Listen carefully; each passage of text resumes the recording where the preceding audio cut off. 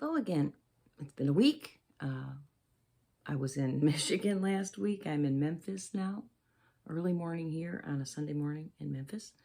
And we've been reading the book, A Drop of Mercy. And we left our main character, Heinrich, last week, having done a very unkind, a very spiteful, hateful thing to somebody who needed mercy. So it's interesting. The book is called A Drop of Mercy, and yet Heinrich could not find a single drop of mercy to give the soldier who was dying in his backyard. So we'll pick up from there in chapter 7. Wisps of autumn snow overlaid the ground like a threadbare coverlet. Heinrich leaned on his windowsill and stared at the once familiar yard. Most of the fences were still down, but the bodies were gone. He'd never asked what they did with Nat's body, nor what happened to the soldier with the blackened face. Like as not, his father had found the man and done his Christian duty by him. The British had relocated to Philadelphia a few weeks after the battle, but the Continentals had rushed into Germantown to fill the void. As far as the town's empty pantries were concerned, one hungry army was the same as another. "Breakfast is ready," Mom called from below. Heinrich grunted in response and went down to join the others. Hasty pudding again. At least they still had their cow. Pudding without milk was a sorry affair. "Tonight might be the perfect night for a singing," Dottie said through a mouthful of warm pudding. "With apple pie afterwards," added Klaus. "It's not winter," Heinrich growled. Mom laid her hand on Heinrich's arm. "Is something the matter, Hein?" "No." "You seem so sad lately. I haven't heard you singing in ages. You used to love to sing. Remember how you would sing Das Lablied when you milked? That was so funny, like you were calling the cows to meeting." "You can't turn a song on just because someone wants to hear you sing." He ignored the hurt look in Mom's face. "I've been thinking," Dottie said. "It might be good for you to get away from Germantown for a while." Heinrich made no answer. "It's not cowardly to want to get away from conflict, son. I never said I was afraid." "I'm not saying you are. But I think it would be good for you to go to Uncle Samuel's for a while, at least until the armies settle down. It's not good for someone your age to be around all this conflict." "And it's good for you? How about Klaus? Is it good for someone his age?" Heinrich's voice rose with each word. "It's not good for anyone to be around war, but no one is likely to bother Klaus or me. I had thought about all of us going to Selford for the winter, but I fear there'd be nothing left when we returned. And Mom?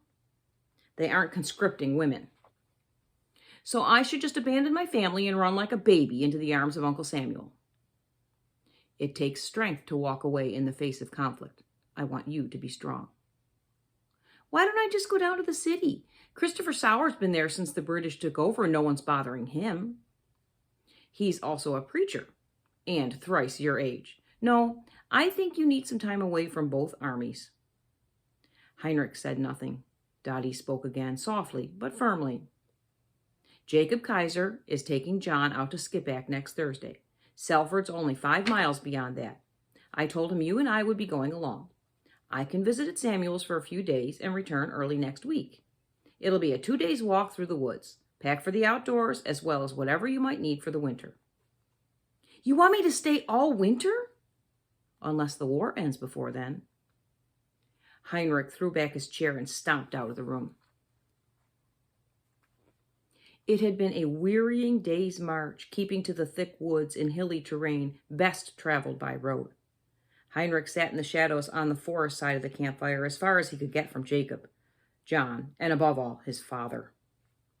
Now that they had passed the majority of Washington's encampment at White Marsh, he no longer tensed over every careless sneeze or snapping twig. Still, the Continentals in these northern hills were as thick as rats in a grain field.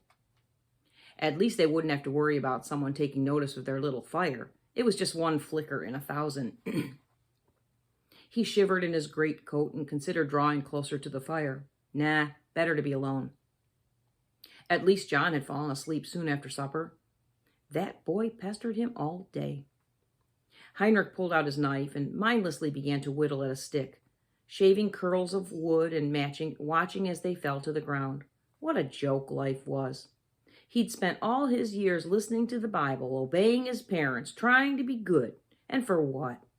So that some black-faced demon from a patriotic horde could chase his friend across the yard and skewer him like a pig? He recalled the soldier's face, focused his mind on the streaks where tears had washed the powder stains away.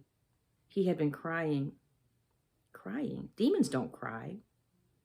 Tears welled up in Heinrich's eyes, and he slashed harder at the wood. Who was he fooling? The soldier wasn't a demon. He was a man. How old had he been behind all that powder? 20, maybe? 17?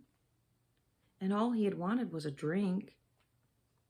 Heinrich flung the mangled stick into the fire. Just a drop of cider. Please, he had begged. And he had blessed Heinrich for his mercy. Blessed him. Ah! Tears escaped from his eyes, and Heinrich clenched his fists. If only he could squeeze out his memories as easily as he had squeezed that cider upon the ground. The Bible speaks truly when it calls men wretched, and none was more despicable than he. The man had blessed him. Heinrich hung his head and sobbed. He wiped his face with his sleeve. A lot of good tears do. Guilty is guilty, and wretched is the same as lost. Might as well admit it. He was no better than the British he despised. How long had he been weeping? 5 minutes? An hour? He opened his eyes to see the ground around his feet glowing. Not the golden glow of the fire, but a deep maroon incandescence. He looked up to see Jacob and his father silhouetted against the northern sky, staring up at a curtain of crimson and white fire that shimmered across the heavens like a piece of the finest Italian velvet, or like one of Daniel Wister's tulips when held up to the sun.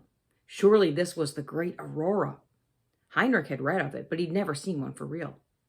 How could something so indescribably lovely shine over the camps of men bent on destroying one another? Was it a warning from heaven? Maybe it was a sign.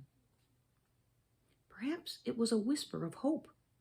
Hope that beauty would revisit the earth, that fathers would return to their homes to bless rather than to kill, that youths would smile with faces wiped clean of gunpowder and tears, that minds would be set free from deeds of the hands, and hearts would remember what it felt like to love. Oh, good God in heaven above, let it be so. Thanks for reading with me. Next week we'll have chapter 8. Have a good week.